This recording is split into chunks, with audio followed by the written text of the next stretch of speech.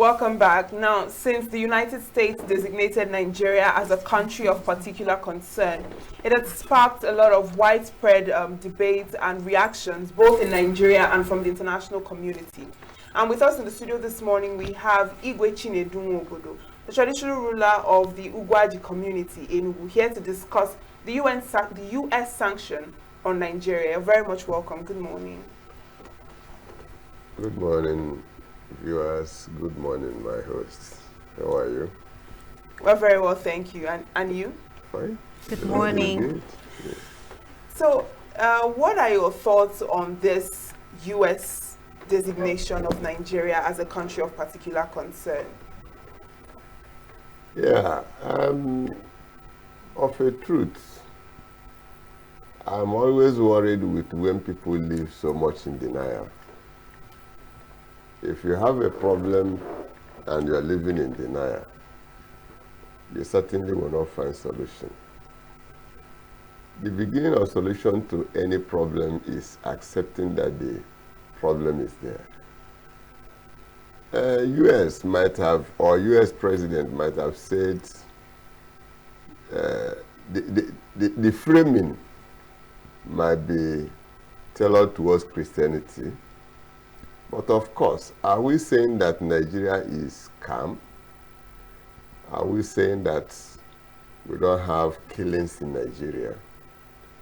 I became more worried when a number of persons began to say it's not just Christians that they are killing.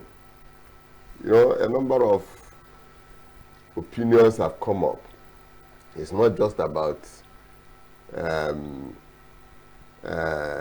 Christians being killed. Muslims are killed. Are those Muslims not Nigerians? Are the Christians not Nigerians? Are the people being killed who may not even just be Christian and Muslim? The African traditionalists, they are being killed. And in droves. What have we done? What are we going to do? What is our plan to get it stopped? So, I am particularly more worried because of a number of people living in denial. What is happening in Benue State is not palatable. What is happening even within our own state in the regions of Nimbo, Isuzo, and a number of places, they are not palatable.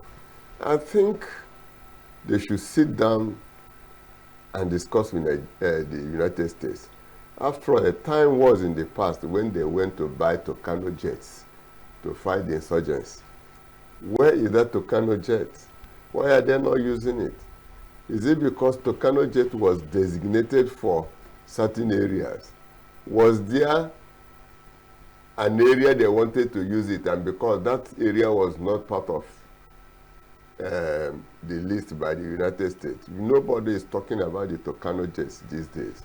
So my worry is not even about the designation. Of course, we should have known that even by ourselves, we should have classified certain areas in Nigeria as areas of particular concern.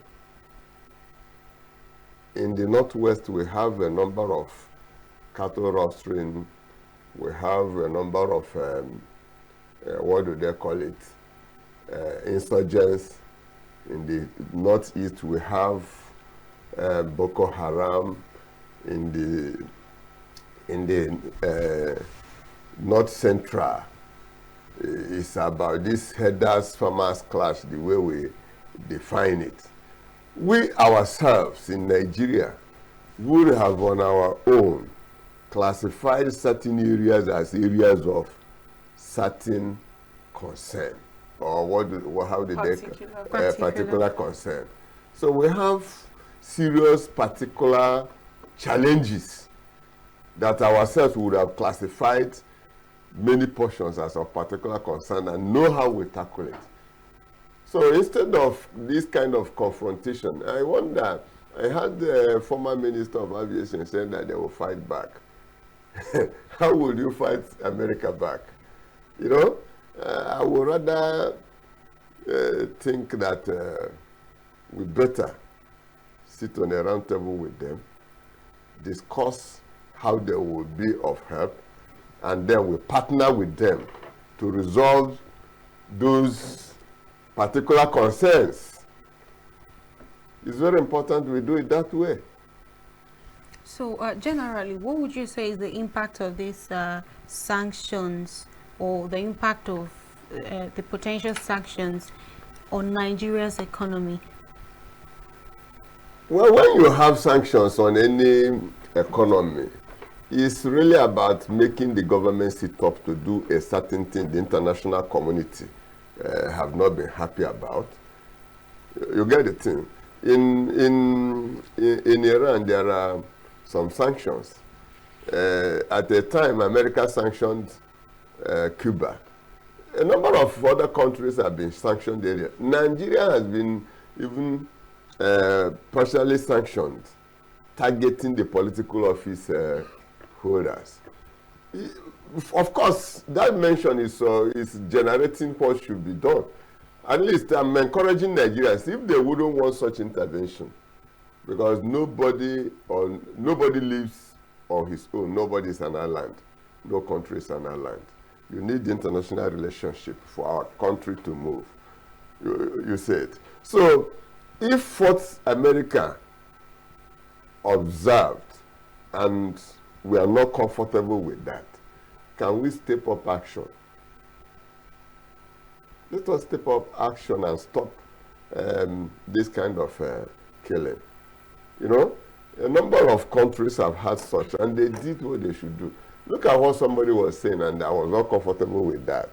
What about the black killings? In America, there are black killings.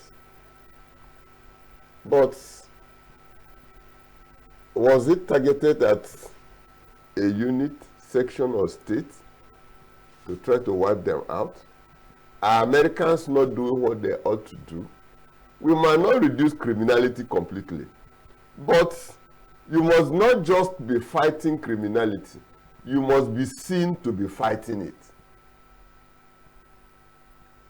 The level we forgive people, bring them into the system, and call them repentant, and they are coming in, obviously is affecting the performance of our defense and security apparatuses.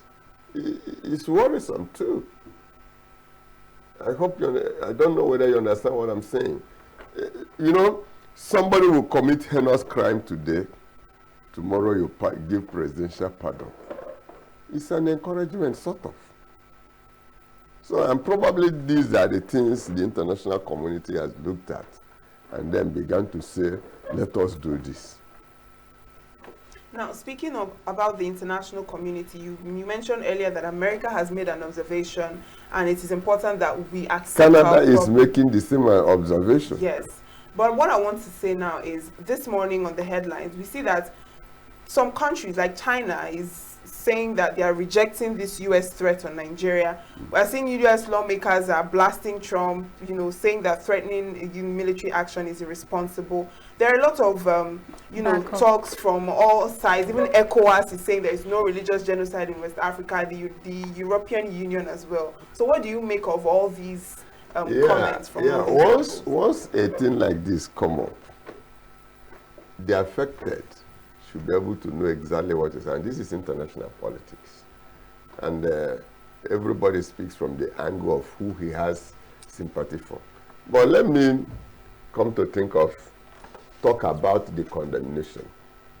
Nigeria per se should be a sovereign country. We are an independent nation. Threat might not or should not have been the very first option. It shouldn't have been the very first option. There must have been a dialogue, or there should have been a dialogue. This is what is happening. This is what is happening. How do you intend to tackle it? There is never a time the international community will be on the side, depending on the economic interest of those countries speaking in that country. Let me tell you, America intervened in Iran. A number of persons condemned it.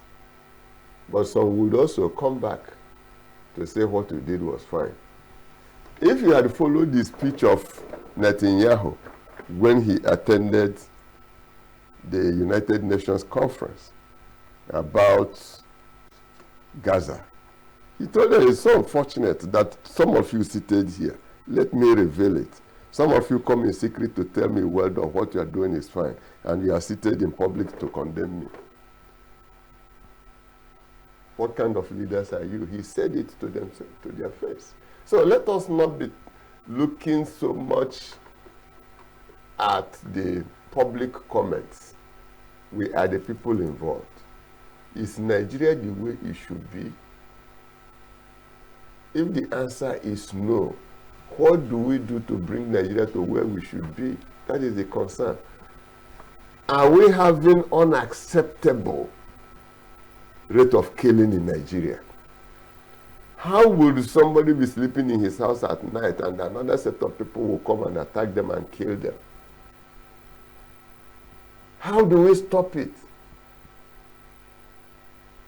Let me tell you, no matter the number of persons in support of falsehood, falsehood remains the falsehood. No matter the number of persons that attacks the truth, truth remains the truth. Even if one man alone says the truth, that truth is the truth. I want Nigerians to have an introspection. What is happening in Nigeria? How do we handle it? Are there people who take this criminality as businesses? Are these criminalities somebody or some people's businesses? Who is sponsoring this? What is he demanding? Why is this? You know, these are questions we should ask by ourselves. Even when man says the truth, there's certainly killing in Nigeria. We no longer travel. I recall with nostalgia when I was active in service, when I could start my car by 10 p.m. and start going to Abuja, and I would drive freely on the road at night. Does it happen again like that these days? What is causing it?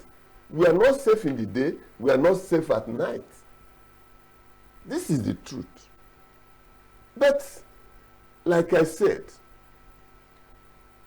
threatening direct intervention without discussion first on a sovereign nation could be condemned. But let us look at it. What they said, are there elements of truth in it? That is the concern. All right. Now, beyond this interference from the international bodies and some countries trying to back Nigeria, when we come to Nigeria, we see that the Muslim Public Affairs Center called this particular designation as, they called it dangerous and politically motivated and divisive against Nigeria's unity. But the question is now to you, why does it seem like it is just the Christians that are agitating or, you know, crying out or raising alarm for help? Why is it that the Muslims are not coming together with the Christians to say that this is what is actually happening? Okay, look at why the Christians are saying it. And that's my personal assessment anyway. When you talk of Boko Haram, who are sponsoring it? Which sect? Which religious organization are they coming from? It's Muslim.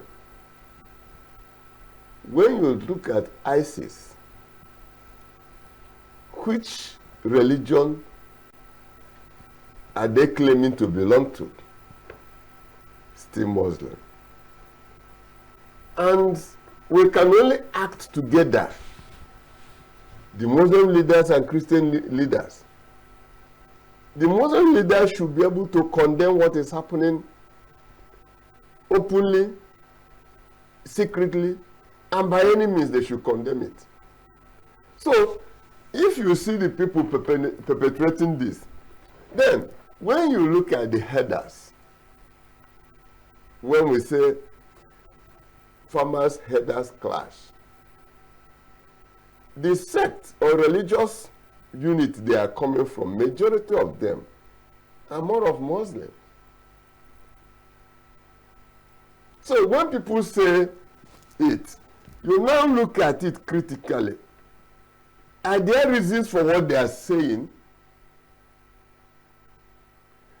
I am not saying that it's about Islam. I'm not saying it's about Muslims. But the people who are perpetrating this claim to be. The Muslim leaders should be seen to be condemning them. Yes, I agree. There's a way you frame your story, it becomes more dangerous. You should understand that, you the media people. There's a way you frame your story, no matter how factual, it becomes sensational.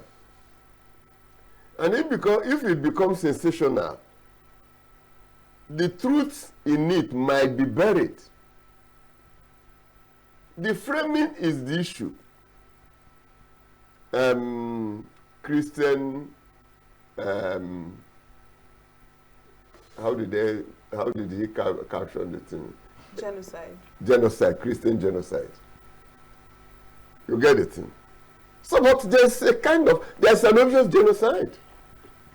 When you come into a particular community, Muslims and Christians are living there, but you sack a whole community. If it is not a genocide, what do we call it? And when you look at who did it, to which religion is he belonging? So you don't blame people when they say it. And it becomes worse when the leaders of such religious group are not condemning it.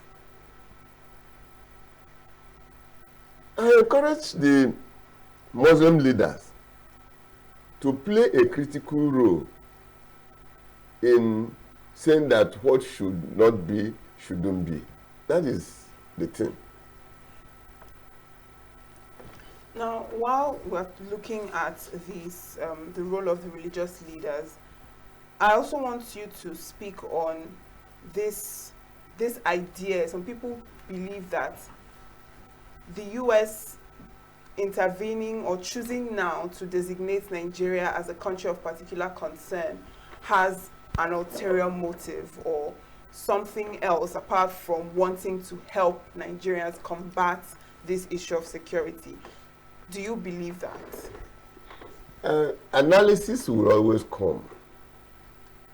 There is no time you will take it and somebody will not find a reason to justify his statement. Yes, it's so unfortunate that we are just into mid-term and we're already canvassing about 2027. People could look at it as political. Well, let me share this story with you. When I was active in service, there was a particular strike we declared. And we declared strike asking for payment of rent arrears and how rent arrears and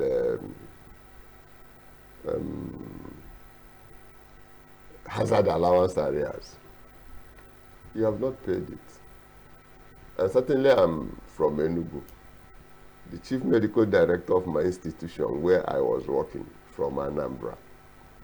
They now colored it to be a fight against the CMD because I'm from Enugu and CMD was from Anambra.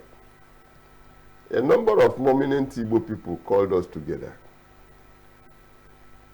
And when they asked me a question, I told them that that particular CMD was my witness. This person reported you. Yes, he reported me, but he's my witness.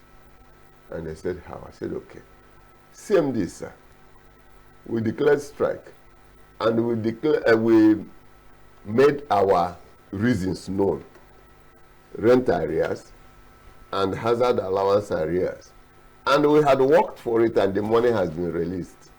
Have you paid it? He said no. And I said, go and pay it. If I continue, then we'll talk the other one, Anambra and Enugu. So instead of telling the people what was happening, and the people became angry with him. Now, this is 2025. We are yet to cross 2026. The next election is in 2027. We have forgotten everything we should be doing to progress Nigeria. Campaign has started. We will now be campaigning from 2025, 26 to 2027 instead of settling down to resolve issues. That is why people are saying, yes, people will say it, but I'm encouraging us as Nigerians. Can we sit down and look at what is happening? Step up actions and try to resolve it. Very important. Sorry, but just to clarify, I'm talking about ulterior motives from the United States, not from Nigeria. That's what I'm saying. The only persons that can clear that they have ulterior motive is the United States. But for me, they made a statement about killings in Nigeria, which are obvious. The killings are obvious. Have we addressed it before we begin to talk of whether we have ulterior motive? Let us do something. Let us take some actions. If we take some actions and it's obvious that such things are not there and they are still threatening, then we begin to look at, is there any other? That is the example I gave you here. And we are quarreling over two issues: housing areas and hazard allowance areas. You've not paid them, and they are now trying to color it that I was fighting you because you were from Anambra and from Enugu. This is exactly what is happening. What they say is happening, is it happening? That's the question. If it is happening, how do we address it? Address it. Let us see whether they will continue. All right. All right. So part of the reasons that the U.S. designated Nigeria as a country of particular concern is the Sharia law and the blasphemy law that is somewhat rampant in the northern part of Nigeria. Now, how do we address that issue? Does it have any effect on Christians? How do we create a balance? If you are not a Muslim, you should not be subjected to Sharia law. Sharia law has always been there. I don't see Sharia law as issue. As long as Nigeria has been, Sharia law has always been there. But the time was when Nigeria was better. So the Sharia law is not my issue. My issue is, how do we make Nigeria workable? How can we restore our yesterday? I told you, I had driven from Enugu through the night to Katsina. There was no fear. From time to time, I would stop, chat with people, rest. As much as that, let me tell you, a time was when if I had a meeting in Abuja by 10 a.m., I would still be sleeping in my house in the night. By 10:30, I would start my vehicle and drive to Abuja. The road would be free. But you get to Ajokuta, you see people. You get to Lokoja, you see people. You stop, you relax, you move on. Do we still move freely like that today? How do we handle it is the issue. Instead of putting up this kind of challenge, if you come, we will fight you back. They are more technologically advanced than us. Can we negotiate with them so that we can always, let me tell you, when people are kidnapped, they call the relations on phone. And those phones are being made from certain locations. What makes it impossible to track them? Can we improve on it? This is what we should be discussing. Let me tell you, I read a book, I may not remember that particular president, who told his aides, don't bring me issues where they are praising us. Tell me where they said we are not getting it right. When we fix it, they will become our disciples. Today, our political leaders are more interested in media hypes. When you criticize, because the proper and better ingredient for democracy is criticism. If you criticize, you become a problem. But it is good that we have constructive criticism that will make you improve. If somebody says that this is happening, yes, sit back. How do I tackle it? Than attacking the person. All right. Of course, I am even believing that there would be a way we would have treated it. It wouldn't generate what it is generating. Okay. And because of our approach to it, we are now attacking the ego of America. Even if they didn't want to come earlier than now, we are making them to begin to think seriously about it. But there was a way we would have treated it. This thing would have fizzled out by now. All right, Igwe Chinedu Nwobodo, you know, Nigeria is still looking for solution, but we want to thank you for coming to the studio and clearing the air on the U.S. sanction on Nigeria. Thank you for joining us. Thank you. Thank you for joining us. Thank you. God bless you. Okay, we'll take a moment. When we return, the conversation continues. Get plugged into the heartbeat of entertainment on The Hub, your ultimate show on e-vibes. From trending stories and social media drama to top charting music, must-watch movies and exciting moments from the world of arts, we've got it all. Join us for unmissable conversations with your favorite entertainment personalities, plus fun segments every week. So I should try harder. So Okay, I don't know that one. outfit of the day. Oh, I don't do that. Oh. That's some Gen Z stuff. Oh, now you say it's a Gen Z stuff. It's everything you love about entertainment, served fresh every week at 1 p.m. with weekend repeats just in case you missed it. The Hub's on e-vibes, where the vibes never stop. Only on Signature TV.